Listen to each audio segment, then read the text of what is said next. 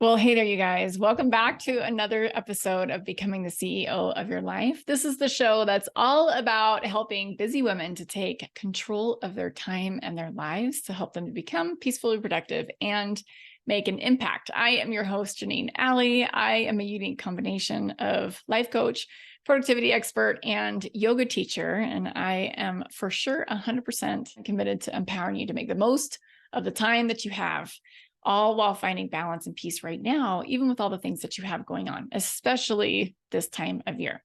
So one of the things that I have coached on recently is how do I get myself out of this funk? We're going to use funk as kind of this overarching space where we don't want to be, right? Where you're feeling all kinds of anxiety or overwhelm or irritation or uncertainty, disappointment, fear. There's all kinds of places where we get stuck. And a lot of people are asking themselves, okay, how do I get myself to do something that I don't want to do? And I know that I have asked myself, how do I get myself to do the thing that feels scary when I don't want to do that, and kind of just sitting on it for a while and getting stuck in this funky place where I know I should or even can be thinking a different thought. But how do I actually get myself there? And we talk a lot about the model and changing your thoughts and changing your feelings. But I'm going to talk today about changing your state. And this has more to do with energy than it is anything else. And yes, your thoughts generate emotions, but I'm talking about just that little extra oomph right now that you might need to get yourself out of that space where you're just, like I said, kind of in that funk where you just feel kind of stuck. And I know for me, this seems to drag on. It feels like I'm stuck in a slog sometimes.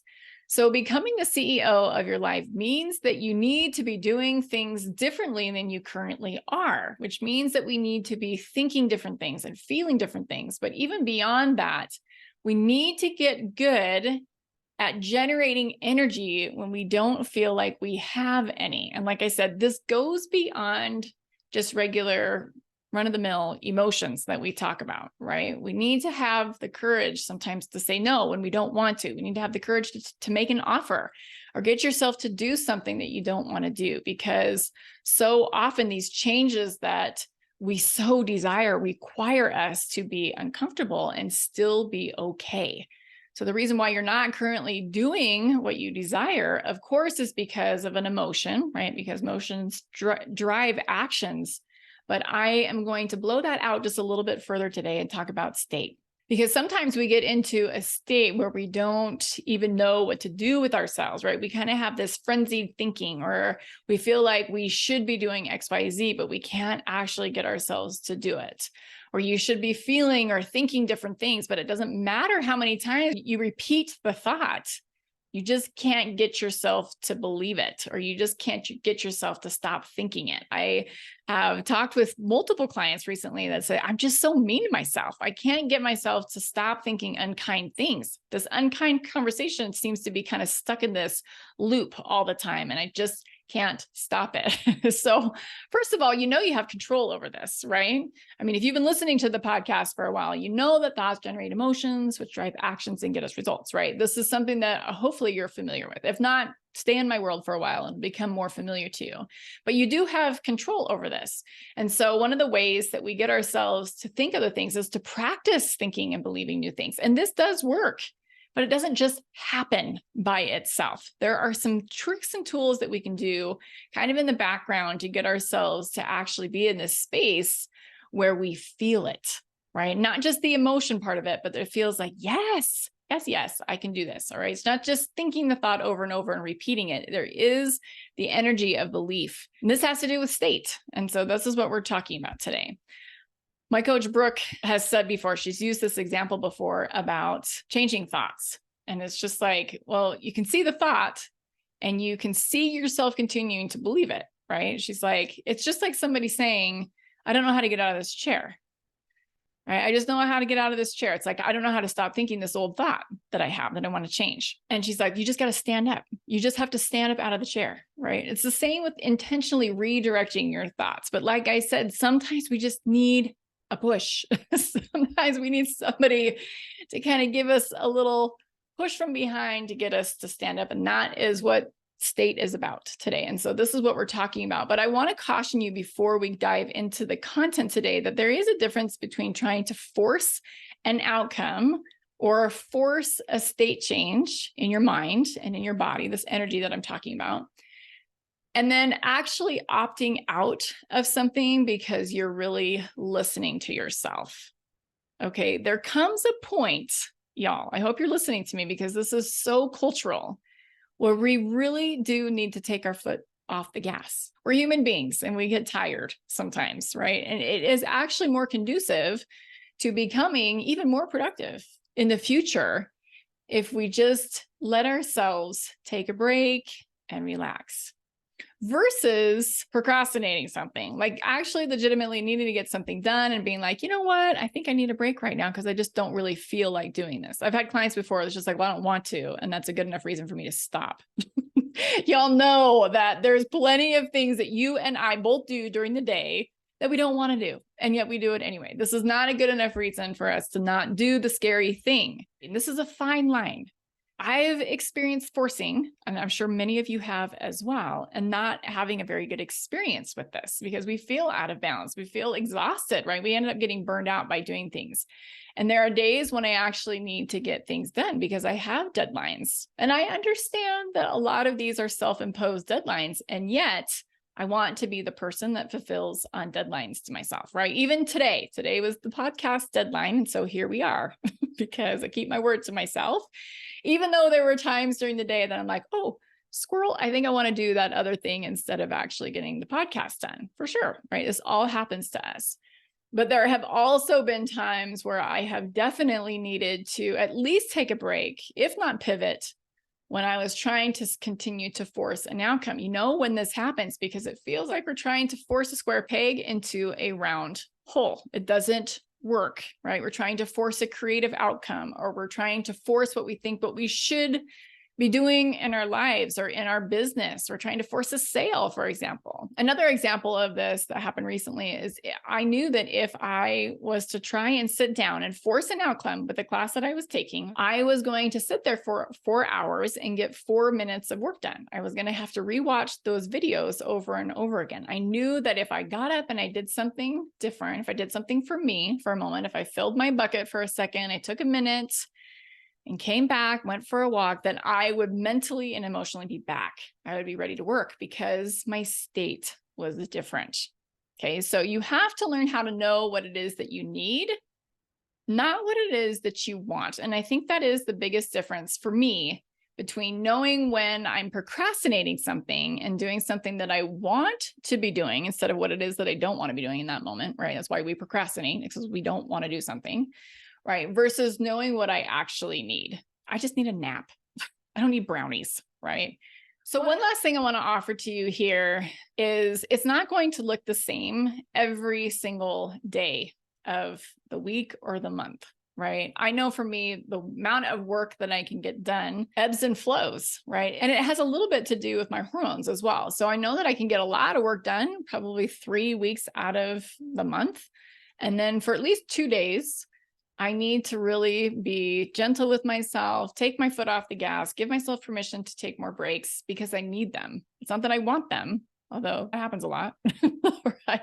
But I legitimately need them. And I know that if I continue to force or push during that time, it's going to turn around and bite me in the butt later. Okay, so how do you switch your state in the moment? I'm going to give you some of my tried and true tricks today on the podcast. You have to learn how to, number one, watch the conversation that's going on in your brain, right? Because that's a huge piece of it. You have to figure out what your thoughts are. I talk a lot about this on the show. You also want to take a look around and say, okay, what is working here?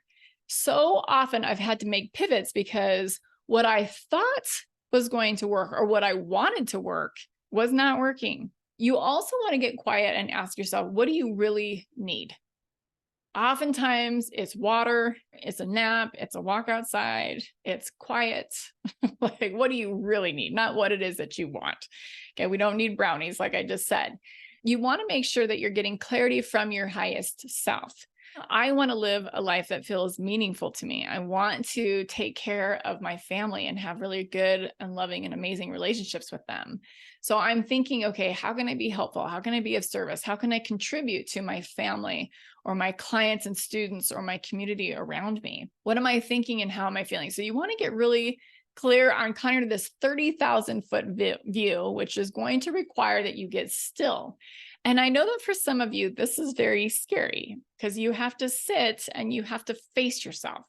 You have to listen to the conversation that's happening in your head. And like I said, for a lot of you, this isn't very kind, but it doesn't have to be that way. You can actually have a really nice conversation with yourself. I do it all the time. And then you want to give yourself permission to make different choices. So often when we get to know ourselves, this is hard for us because there's so much emotion there. So I want to say that there is a difference between wallowing in your emotions and succumbing to them and getting carried off in the current of these emotional experiences that we have while feeling kind of out of control versus allowing them to be there and just watching your experience. We can recognize our emotions. We can give them some airtime. We can explore how they feel and what we're thinking about. And are those thoughts true and all of those things? But we don't necessarily need to ride the wave of the emotion that gets us kind of caught in this space of feeling very reactive to our lives. Okay, so I learned all about how to change your state from Tony Robbins. And I just think that it's such a beautiful concept. And I love the model. Like I said, it's almost like a new energy that needs to happen in order to believe the thoughts that we're trying to think. It needs to be this shift, like, I can believe this. I want to believe this. I can believe this. I do believe this. And there is a progression there that needs to happen. It's not just picking a thought and believing the thought. It's actually changing your state. So it's completely possible to change your state. I do these things a lot, actually. Like if I know that I need to be on a webinar and I'm sitting there and I'm feeling kind of anxious and nervous before hopping on with a bunch of strangers, I actually do some of these things. So before I dive in, I want you to just think about this. What happens to you when your favorite song comes on? It just brings the energy to what it is that you're doing. So oftentimes before I hop on a webinar, I actually will turn on my favorite music. I'll dance around for 5-10 minutes. I also do this before I work out when I don't want to. I'll turn on my music. I'm like dancing around for a minute. I'm like, okay, I can do a 30-minute workout. Let's go. So I want you thinking about how this applies to your life and the model and the things that I've taught you so far in the podcast, because I don't normally talk about changing your state. So ways that we can change our state for sure is getting back into a state where we're regulated. When we're regulated, we become more emotionally resilient and we can feel all of the feelings, right? Because part of the reason why we are not moving forward is not because of the emotion itself, it's because of the resistance of it. We feel the fear and we back off. We're like, I don't want to do the thing that I know I need to do, making the offer or whatever it is, because I'm afraid. That's the resistance. Instead of, I feel the fear, I recognize it's there, I'm going to move forward with it.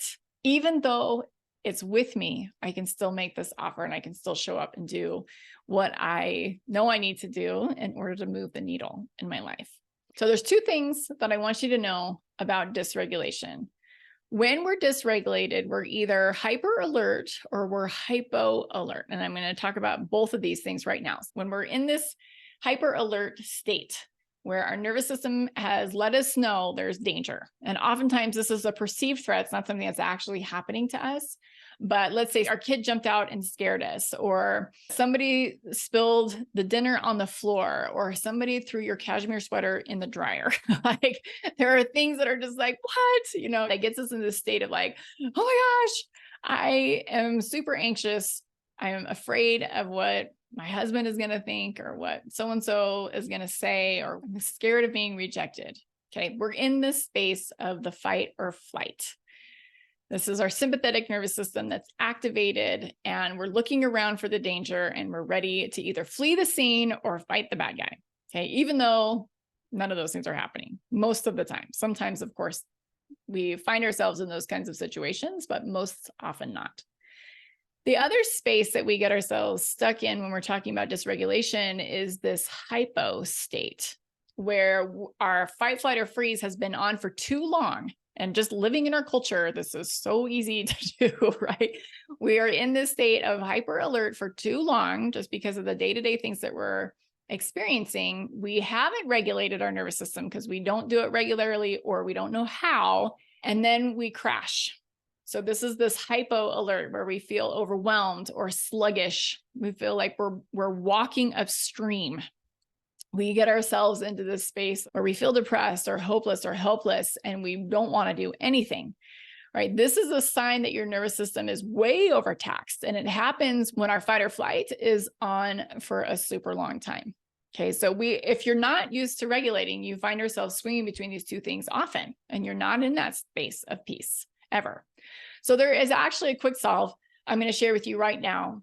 This is something that I'm really passionate about, and I know that this works because I do this all the time. So you want to be aware, am I safe? Because your nervous system has let you know you're not safe. Most of the time, like I said, we are. It's just lost keys. It's just spilled smoothie. Somebody honked their horn at you, and yet there's been no accident. You're safe. Okay. The next question is, do I feel safe? And most of the time it's no, I don't feel safe, actually, because I'm scared that something was going to happen to me. But like I said, my kid just jumped out and scared me because he thought it was going to be funny, right? So once you recognize, okay, I don't feel safe, but I actually am safe, now you're able to relax your body. You can do this in a myriad of ways. So one of the ways is you want to take a deep enough breath that you feel your ribs expand, like you feel the little tiny muscles in between each of your ribs stretch a little bit. Like it feels good, right? In that space. If you couldn't hear me on the podcast, I was taking a really deep breath in, like you were right here with me. Okay, so you can take a deep breath, and then you want to lengthen out the exhale. Anytime we lengthen the exhale, it helps us to activate the parasympathetic nervous system. Okay, just reminds ourselves, okay, you're safe to relax. Okay, you can step outside, you can get in some sunshine, you can place one hand on your belly, another hand on your heart. You can give yourself a really big hug and kind of gently squeeze yourself. In that moment, you can drink something warm. There's lots of different ways that you can soothe your nervous system and help you to regulate. Okay, so that's the first thing that I'm going to talk about as far as changing your state. The second piece that I learned from Tony Robbins is you can change your physiology. Okay, you need to get up and move. When we feel stuck, or when we feel like we're kind of in that funky space, like I just want to crawl in a hole and stay there for the rest of my life, right? When we're kind of in this overly dramatic space, we're just kind of feeling down in the dumps. There are ways that you can actually situate your body or move your body to feel better. So the first one is to move your shoulders back. If you're sitting with a rounded spine and our shoulders are moving forward, that is going to decrease our energy. So if we lengthen the spine and roll the shoulders back, if we smile, if we take a deep breath, these are ways that we can help ourselves feel better. Just moving your body is going to shift your energy. It's going to change your state. So dancing, exercising, hugging someone, going outside for a walk. These are ways that you can change your physical body that help you to change your state. Okay. The next one has to do, it's kind of along the lines of changing your language, which is going to help you change your thoughts, right? How are you talking to yourself? I am are very powerful words. I am kind. I am lazy. I am busy. I am overwhelmed. I am lonely. These have outcomes for us. These are beliefs that we think. So when we change the way that we talk to ourselves, we actually change our state as well. Oftentimes, when we are repeating mantras or we're repeating thoughts that we're trying to believe or practicing new thoughts and we don't believe them, it's because we've taken too big of a jump between where we are and where we want to go. And so we need to create little baby beliefs to get to where we want to go. Right. So I am grateful. I am enough. I am beautiful. I love you just the way that you are. I am determined. I am capable. I am present. I am bold. I am open-minded. I am joyful. There's so many different ways that we can talk to ourselves and about ourselves that help us to feel so much better. When you change your words, of course, you're going to change your thoughts and your beliefs about yourself.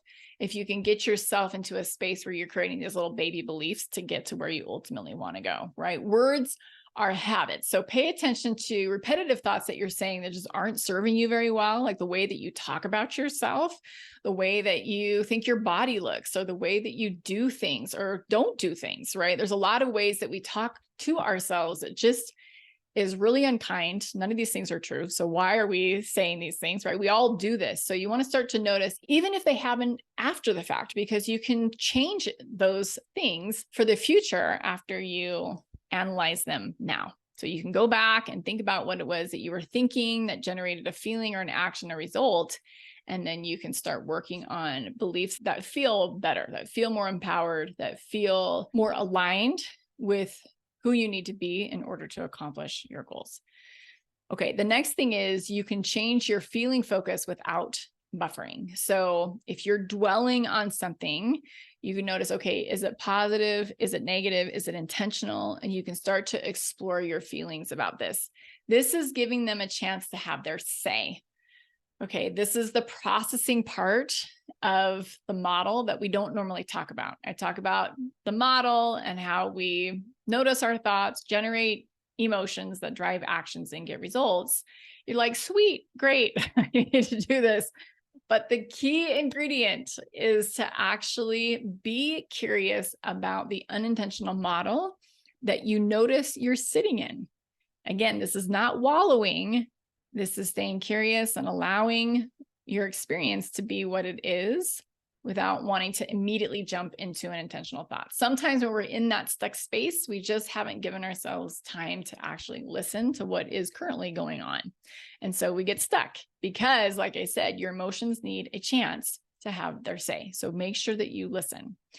All right, you guys, that's what I have for you today. If you are enjoying the podcast, I want to encourage you to rate, review, and share with family, friends, and neighbors. It helps me to expand my reach, and it gets this content into the earbuds of women who really need it. And lastly, if you're looking for ways to work together and connect with me, just reach out. I feel like I'm all over the place these days. So you can just go directly to my booking link on my calendar, janeenalley.com/CEO.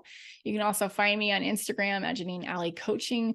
I hang out quite a bit over there and I answer DMs. And if you are interested in connecting, that is the way to do it. All right, you guys, I hope you have a beautiful rest of your week. I will catch you guys soon. We'll see ya. Bye-bye.